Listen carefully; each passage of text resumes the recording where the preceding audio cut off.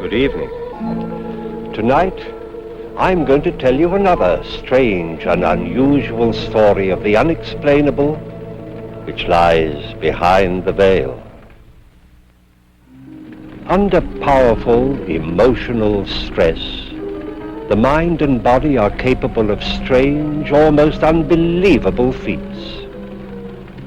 Tonight's story is one such case, taken from a true and documented incident. Edmond Vallier was not a man who loved lightly. When he gave his heart, it was with a deep and abiding passion meant to last for all time.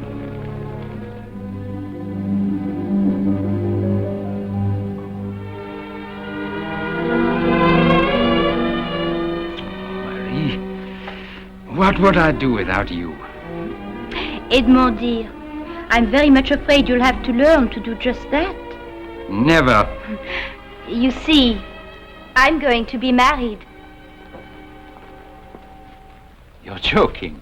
Oh, you ought to know me better than that by now. I have no sense of humor when it comes to love or money. But I thought you loved me. Well, of course I did. But what has that to do with it? I don't understand. Edmond, you are sweet, and I'm still very fond of you. But you've become a luxury I simply can't afford. Who are you going to marry? Darling, you'll never guess. Not in a million years. I shall soon be the wife of your publisher and employer, Charles Moncourt. Moncourt, mais pourquoi? Oh, darling, you know why. He is rich. He can afford to give me all the things I want. No. No, that I will not allow. Please don't be tiresome, darling. You know I detest a scene. Besides, I see no reasons why we can't go on being friends. Friends? Well, of course. See, I have brought you one might call it a going-away present. You writers are so symbolic. I thought you'd appreciate this. A symbol of the future to commemorate our past. It's a genuine crystal ball. Au revoir, Edmond. Charles will be waiting for me. Oh, darling, as soon as we are settled, you must come and have dinner with us.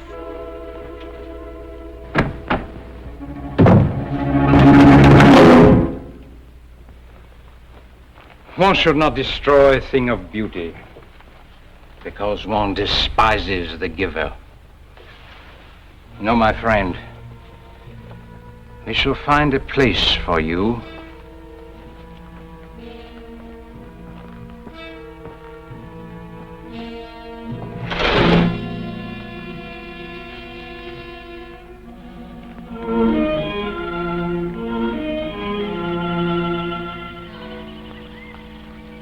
Symbol of the future, huh? Perhaps she's right. Perhaps in the future I will learn to love, not as well, but much more wisely.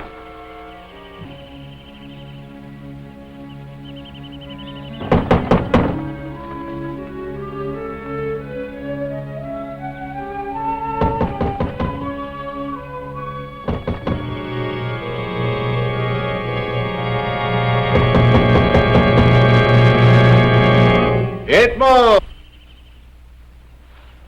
Uncle Andre! Ah, there you are, my boy. I knocked and knocked and knocked and no one came, so I walked in myself. Well, what is this? A new acquisition? A gift, Uncle Andre. A gift? Haha. You'll not tell me who it was from. Let me see if I can guess. Cannot tell the time by it. Birds cannot build their nests on it. Marie. How did you know that? Well, it is so like her. Lovely, but quite useless. Oui. Ah, I see that you still love her. I don't know, Uncle Andre. I don't know whether I love her or hate her. Oh, that is a very bad sign. Let us go indoors, and I will attend to this matter myself, personally. Come, come, come.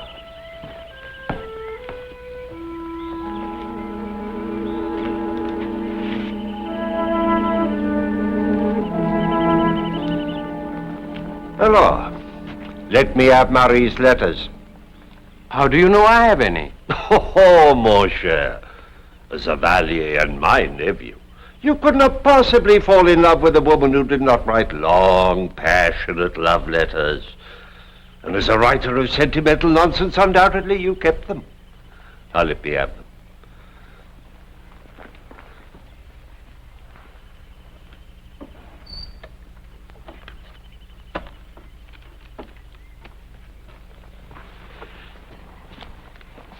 What are you going to do with them, Uncle?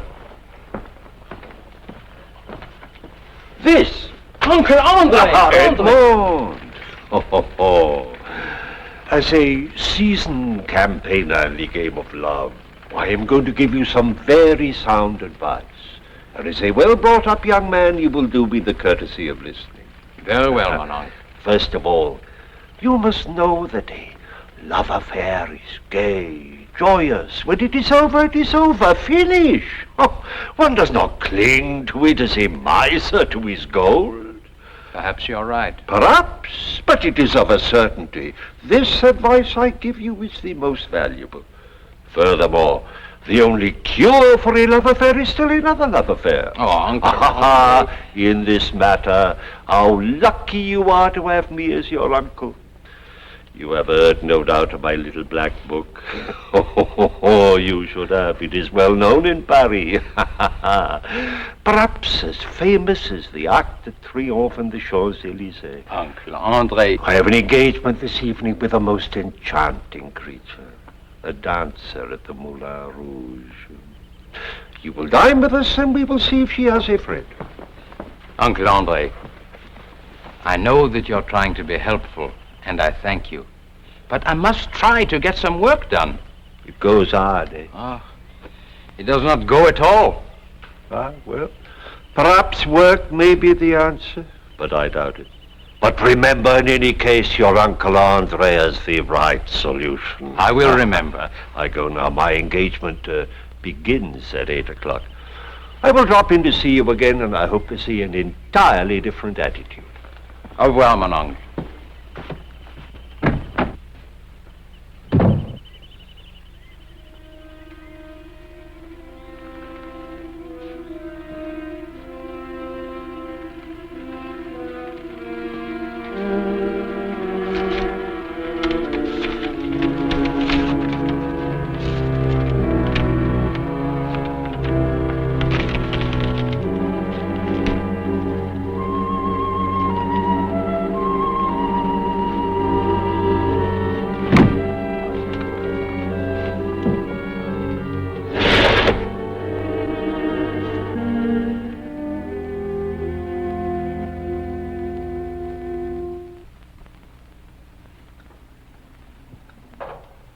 My dear Edmond, my presses cannot remain idle while I wait for my writers to write, you know. I've tried, Charles. If he doesn't come, he doesn't come. Nonsense. You have written many love stories before and written them well. Surely you must have been in love? Of course he was. Edmond was in love with me. You see, Edmond, what man has not envied me? I am sure you must have been in love with Marie, but she not with you. That is the great difference. Every man would like to believe that he has won for himself the one woman that every other man would be proud to call his wife. See, there is a subject for another great love story. It is so simple. I'll try, Charles. Good. Tomorrow morning I leave for London and then Amsterdam. There shall be English and Dutch editions of your last two books. And while I am gone, you will visit Marie. But, Don't you wish to visit me, Edmond? Oh, I do. But there's my new book. You have always been entertaining for our Marie. She is fond of you, and I don't want her to be lonesome. It will be such fun having you over for tea, Edmond. You will visit Marie. That also is part of our agreement. Edmond is a very sensible and agreeable young man. He will do exactly as he is told. Splendid. 2 weeks, and I shall return with contracts. And money, Edmund. Money. Madame?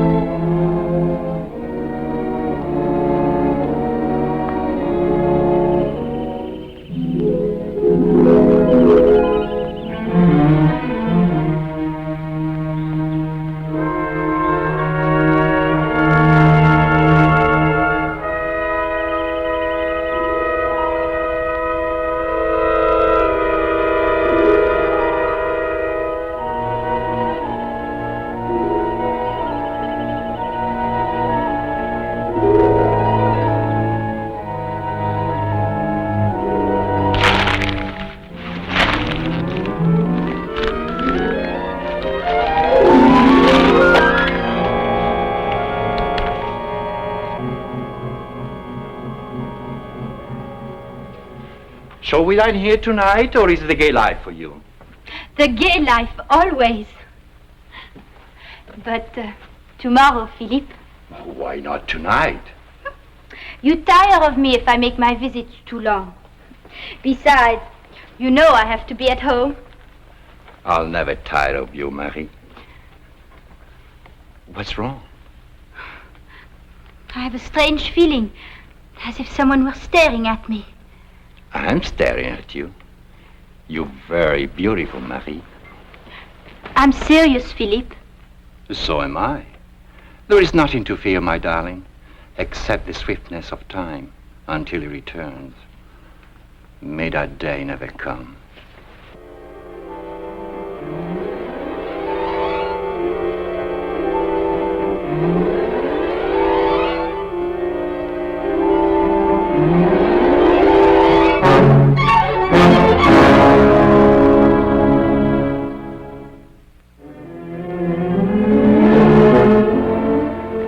Edmund, my boy!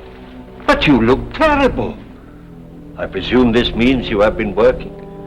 I've been trying to work, if that means anything. And what have you accomplished? Frankly, very little. Ah, I see you have not forgotten her. I think about her, Uncle.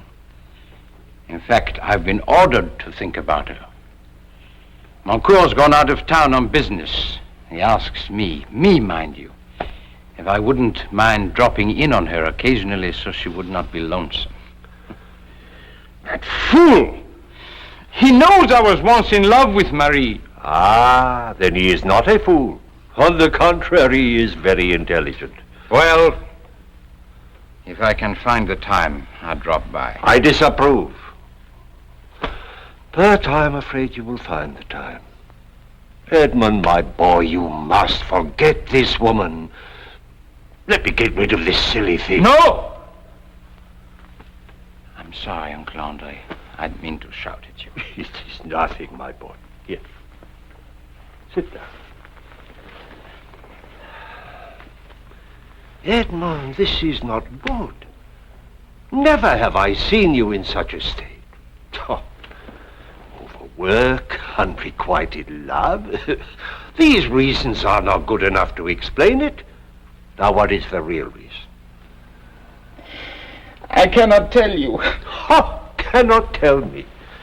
Since when have there been things we cannot tell each other? You and I. Out with it, boy. Uncle Andre. Uncle Andre, I fear I'm going out of my mind. Oh, Evalier may gamble too much, drink too much, chase too many women, if that is possible. But to go insane? Ha, never. Uncle Andre, listen to me. I see things. What sort of things? Where? In that crystal ball. I can see Marie, wherever she is. Do you really think you are going out of your mind? It's so clear. I can see wherever she goes. I can even see whom she is with. Whom she is with? Not her husband? No, he is not back yet. Oh, Edmund, I am disappointed. You are jealous. You sit here, clutching the ashes of a burned-out love, tormenting yourself with this jealousy. Uncle Andre, it's nothing like that at all. Then I say to you, the rest of it is nonsense. Oh, Edmund, I have the solution. Come with me tonight. Let the perfume of Paris sweep away these cobwebs from your brain. I thank you, Uncle Andre, but I cannot. Ah! Now I lose my patience. And why is it you cannot? There are so many things to do. Then do one thing for me, I ask you.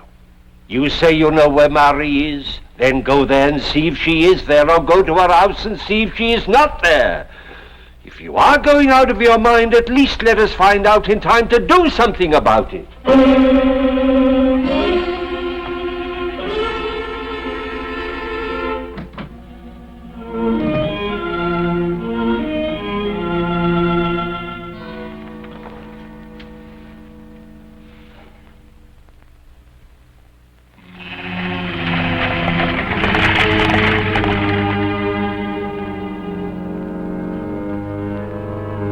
Thank you very much.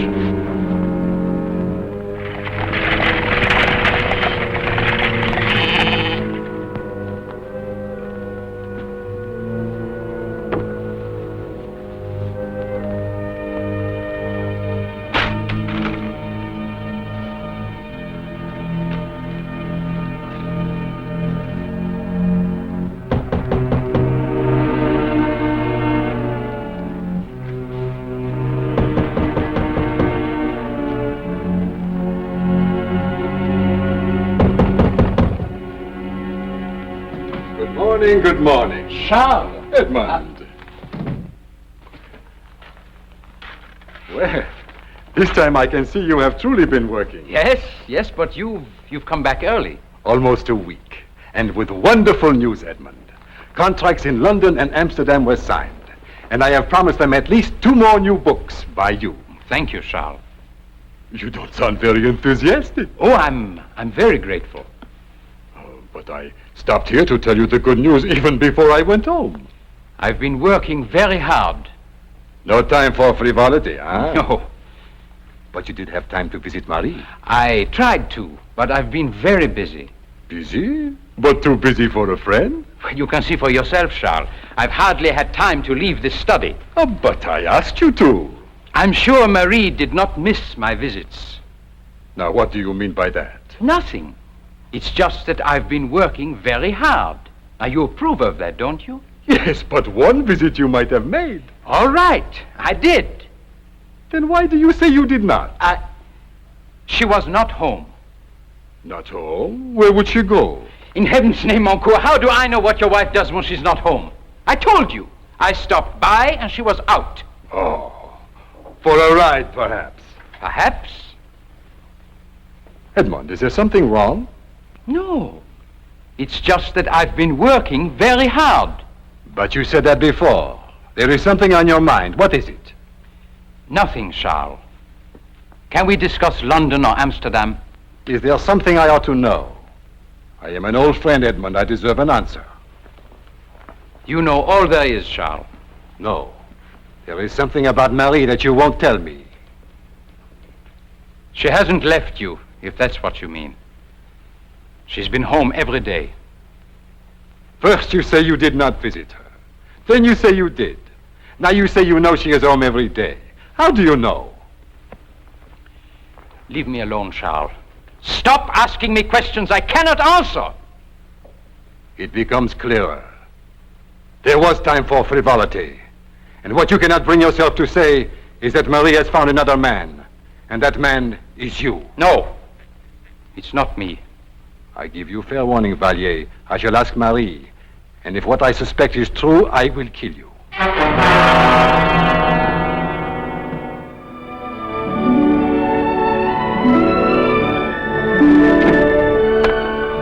Good morning, my love.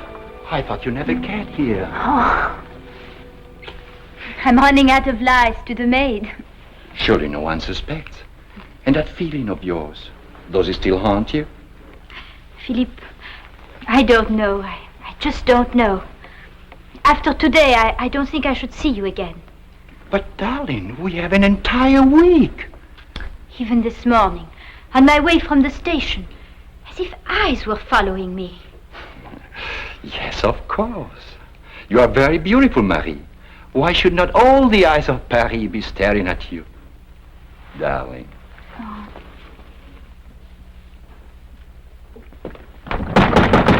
Vallier! Vallier! Vallier! Where is she? I warned you, Vallier. Where is she? Charles, she's not here. You lie. First you besmirch my name, then you make a fool out of me. Where is she?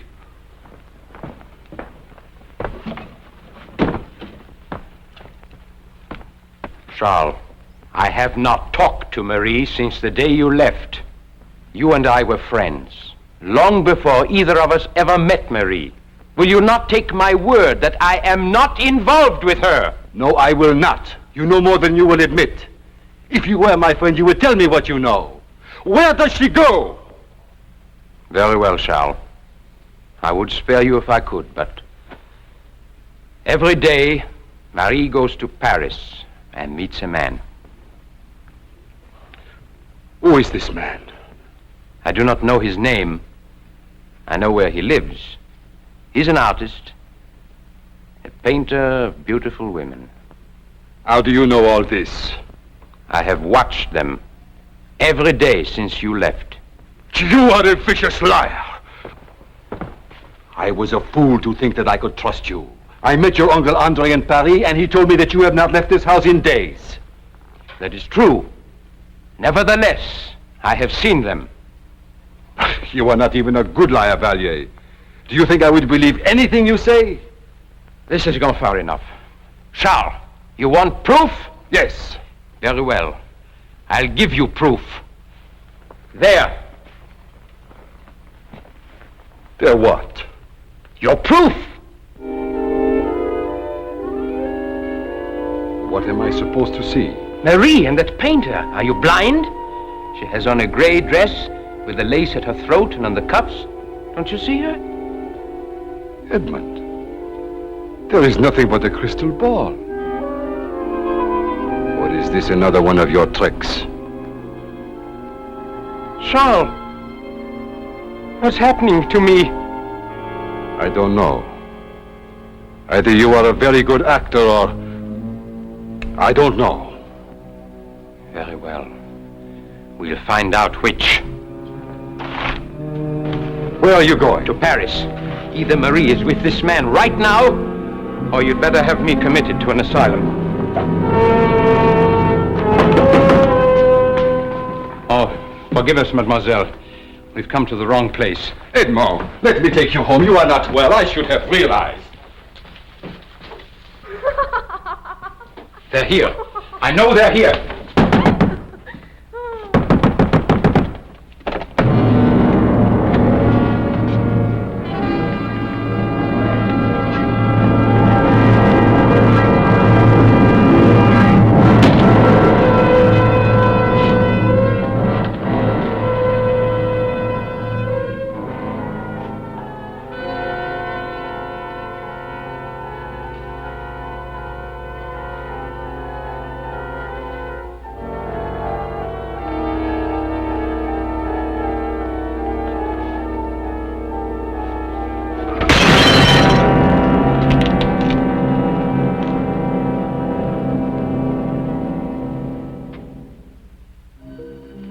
One final chapter remained after the door closed behind Charles Moncourt. Based on Edmond Vallier's testimony of what he had seen in the crystal ball, Moncourt was granted a divorce, the only time that evidence of this kind has ever been accepted in a court of law. But although his testimony was accepted, there has never been an explanation as to how happenings of this kind occur. Please join me again for another journey into the world of the unexplainable which lies behind the veil. Good night.